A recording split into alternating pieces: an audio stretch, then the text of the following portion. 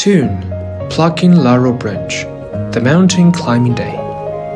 This is a Yuan verse written by Zhang Kejiu in his later years in the Yuan dynasty. During the Double Ninth Festival, the poet climbed the mountain and saw the desolate autumn scenery and returning wild geese, which aroused his infinite longing for hometown. So he wrote this verse to express his weariness of officialdom and longing for retirement. Tune, Plucking Laurel Branch, The Mountain Climbing Day. Before blue hills I put down my official hat, returning wild geese fly across the autumn sky. How can a tired roamer not think of his own flat? Though the rainbow-colored sleeves try to fill my golden cup with wine, and jade-like hands play on lute fine. I'm growing old. My white hair wafts when west wind blows.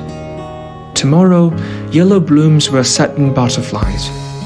Looking back to the far-flung skies, I find the setting sun in bloody dye, dotted with a few chilly crows. The first three lines describe that the author saw the beautiful scenery of nature while climbing the mountain. He then thought of his life of filling an office on and off and bouncing around as a lonely official, which aroused a strong feeling of homesickness. Heng, fly across, and Juan, tired, depict apparently the roamer's longing for home, while implicitly express the poet's weariness of officialdom and desire for retirement. In the next three lines, the poet shifts his focus from scenery description to the memories of the old life, representing in microcosm his good memories of official life as a whole. The technique of writing about sadness by happy scenes form a strong contrast in the line. 归雁横秋，倦客思家. Returning wild geese fly across the autumn sky. How can a tired roamer not think of his own flat? Highlighting the poet's loneliness and melancholy at this time. In the following two lines, the poet, struck by the scenery before him, realized that time had changed and the good old days were gone. He lamented that humans would eventually age, and flowers would wither. Butterflies would be saddled by the yellow blooms, not to mention humans. Lifetime was limited, and happy days did not last long, so roamers should not linger in a foreign land.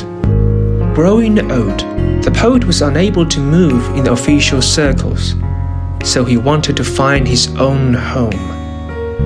In the final three lines, the poet expressed his feelings by the scenery. He not only depicted the lonely scenery before him, but also expressed the loneliness and melancholy in his heart by the image of chilly crows.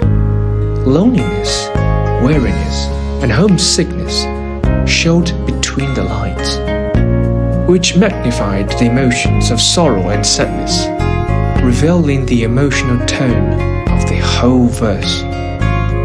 The entire composition centers on the theme of nostalgia, expressing emotions when depicting the scenery.